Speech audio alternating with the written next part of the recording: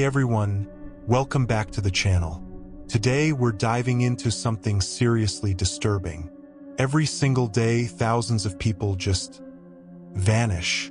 They disappear without a trace, leaving behind devastated families and more questions than answers. Some of these cases, they're so weird, so unexplainable, that they'll make your skin crawl. So grab a snack, get comfortable, and let's jump into 5 of the most bizarre and unsettling disappearances you've probably never heard of. Alright, so picture this. It's November 5th, 1979, in London. 15-year-old Martin Allen is just trying to get home. Nothing crazy, right? Just a normal kid taking the underground after school. He wanted to meet up with his older brother, but first he needed to stop by his family's cottage to grab some cash. At 3:50 in the afternoon, Martin says goodbye to his friends at King's Cross Station. He heads down to the Piccadilly line platform, and that's it. He's gone. Just like that. Martin never makes it home that day, and here's the thing. Nobody knows what happened to him. Even now, over 40 years later, it's still a complete mystery. So the investigation kicks into high gear, right? They're searching everywhere, questioning everyone. But here's what's so creepy about this case. There were tons of people on those trains, hundreds of potential witnesses, but only one person comes forward. Just one. This witness describes seeing a teenager who looked super anxious, matching Martin's description perfectly. But here's where it gets really disturbing. He wasn't alone. There was this man with him, maybe in his 30s, blonde hair, and he had his arms wrapped around the boy. The witness actually heard the man threatening Martin, telling him not to try and run away. The two of them were last seen leaving Earl's Court Station together. That's it. That's the only clue.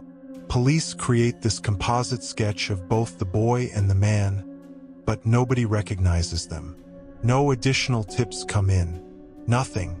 Fast forward to 2012, and the case gets reopened. Why? Because police start to suspect Martin's disappearance might be connected to something absolutely horrific. Back in the 1970s and 80s, there was this place called Elm Guest House, and it was at the center of a massive child abuse scandal. For years, this place was basically a hub for a pedophile ring.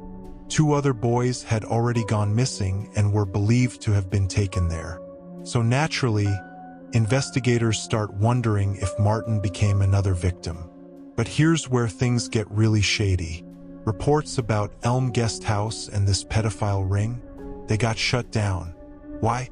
Legal threats from the Attorney General. After that, any investigation that happened was kept completely under wraps. The public never heard about it. In 1981, Martin's father made this really unusual statement.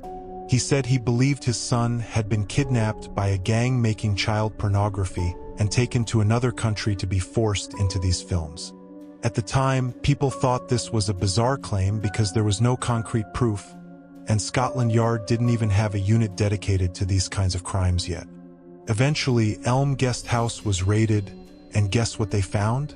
A video suite where they were filming pornographic material of boys being sexually abused. Despite all of this, no concrete evidence was ever found linking Martin's abduction to the pedophile ring. Today, Martin's family still has 0 answers. His brother Kevin, now a father himself with 2 kids, says he thinks about Martin constantly. He admits that after 33 years, he knows deep down that Martin isn't coming back. All he wants now is justice. He wants the people responsible to be held accountable for what they did.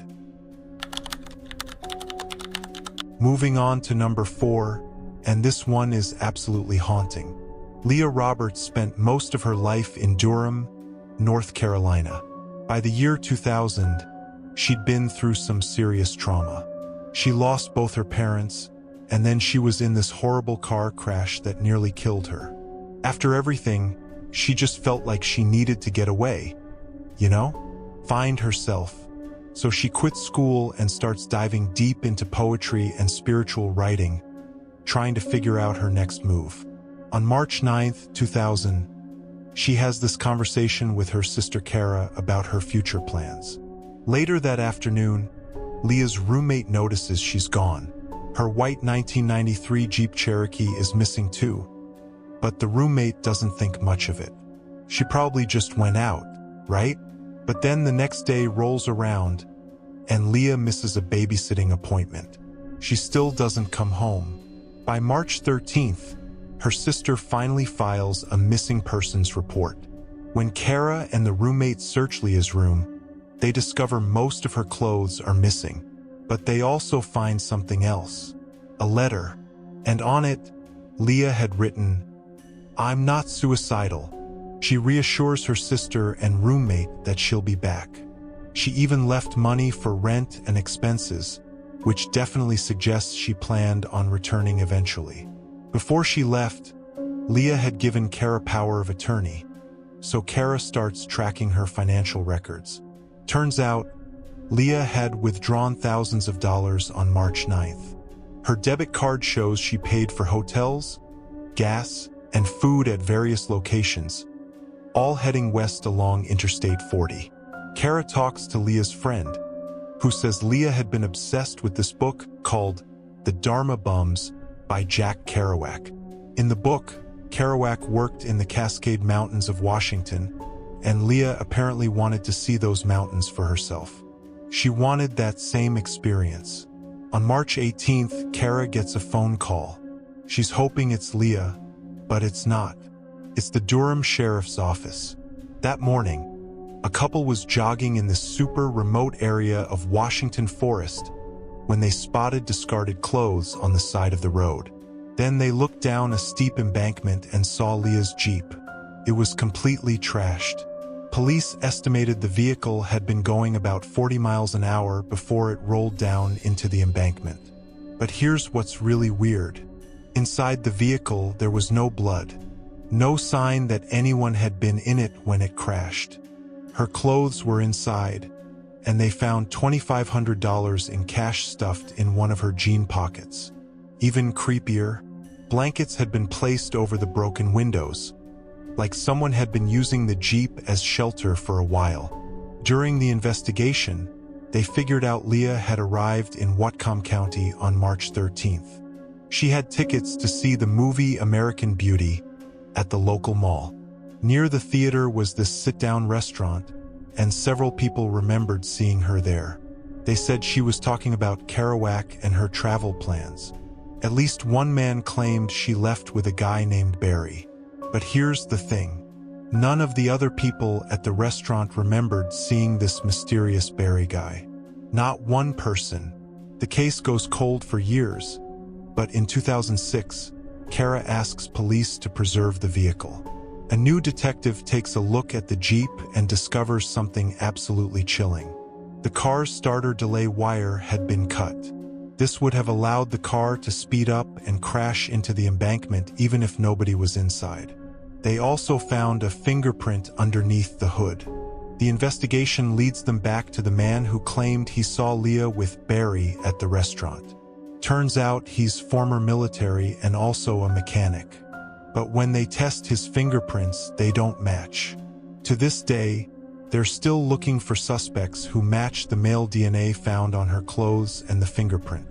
Friends and family believe one of two things happened. Either Leah was killed somewhere else and her vehicle was dumped, or she somehow survived the crash but now has amnesia or other mental issues and doesn't know who she is. There's also this third theory that some people don't want to let go of. Maybe Leah staged her own death to live like her hero, Kerouac. Maybe she's out there somewhere, living a completely different life. Even now, the family is still holding out hope they'll find answers someday. Alright, number 3 is the kind of case that makes you never want to let your kids out of your sight. In August 1986, Jeremy Bright and his sister Essie headed to Myrtle Point, Oregon for the Coos County Fair. This was like an annual tradition for them. They used to live in Myrtle Point before moving to Grants Pass, so the fair was also a chance to catch up with old friends and family. By August 13th, the siblings are having an absolute blast. They're stuffing their faces with fair food, going on rides, hanging out with everyone. At 4:45, Jeremy calls his mom to ask her to pick them up on August 15th. He tells her they're having the best time. Later that night, around 9:40, Jeremy stops by a local tavern owned by his grandmother. His stepfather Ali hangs out there a lot with his buddies. Jeremy catches up with Ali and even borrows some money from him. This would be the last time Ali ever saw Jeremy. The next day, August 14th, the siblings go back to the fair. Around 2 p.m., they both want to hang out with different friends, so they split up. They agree to meet back at the Ferris wheel at 5 p.m. Pretty simple plan, right? Essie shows up at the Ferris wheel at 5. But Jeremy doesn't. She waits and waits. He never shows up. The following day, their mom arrives to pick them up. When she gets to the apartment, she finds Jeremy's wallet, his house keys, and his brand new watch just sitting there. That's when they know something is seriously wrong. Police are called, and at first they think maybe Jeremy ran away. But after interviewing friends and family, they realize that makes zero sense. Jeremy wasn't the type to take off, especially without telling his sister. Those two were super close. As the Coos County Fair ends and everyone goes home, the town starts buzzing with rumors about what happened to Jeremy.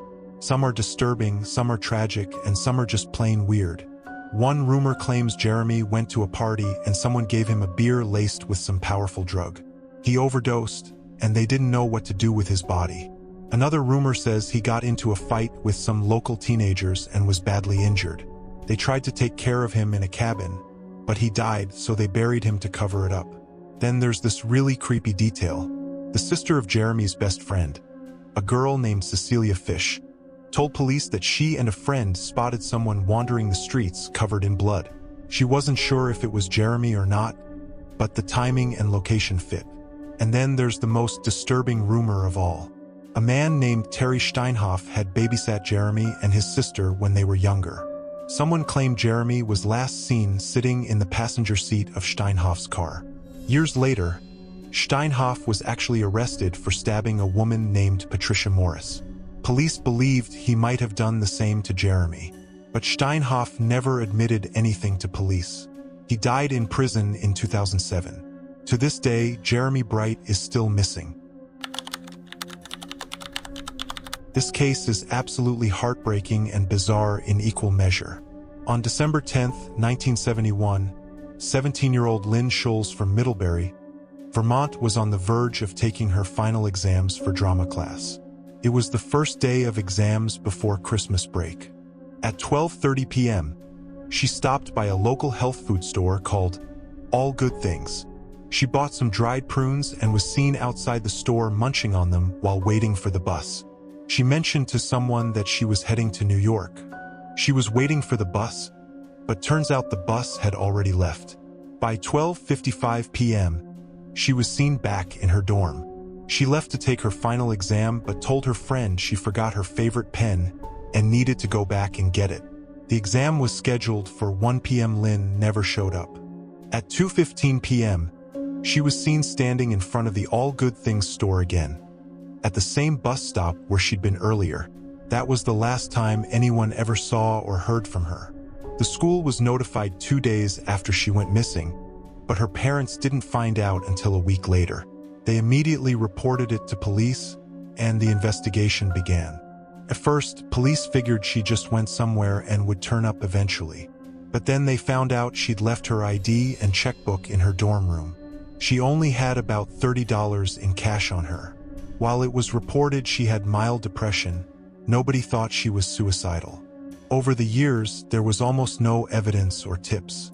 The case went completely cold. But in 1992, it was reopened, and since then, tips have slowly trickled in. In 2015, police made a shocking announcement. They were looking at millionaire real estate heir Robert Durst as a possible suspect in Lynn's disappearance. Here's why. All Good Things, the health food store where Lynn was last seen, was owned and operated by Robert Durst and his then-wife Kathleen at the time Lynn went missing. Now, Durst hasn't been formally charged in connection with Lynn's case, but he's been a suspect in a lot of other disappearances. He's suspected in the 1982 disappearance of his own wife, Kathleen, in New York City. He's also suspected in various disappearances of young girls from places where he lived. Durst was charged with a 2001 homicide in Texas after he killed Morris Black, supposedly in self-defense. He was also charged with the murder of his longtime friend and associate, Susan Berman. The case of Lynn Schulz is still open. Authorities are still looking into Durst's possible connection with the missing teen. Hopefully, they can find some answers sooner rather than later. So there you have it. 5 of the most disturbing and mysterious missing persons cases you've probably never heard of. These cases are always a tragedy, not just for the victims, but for the families left behind. When families feel like their loved ones were most likely murdered, like in most of these stories, it leaves behind a void that's simply impossible to fill. If you enjoyed this video, make sure to hit that subscribe button and turn on notifications so you don't miss our next deep dive into the dark and unexplained. We've got new videos coming out every single week. Thanks for watching, and I'll see you in the next one. Stay safe out there.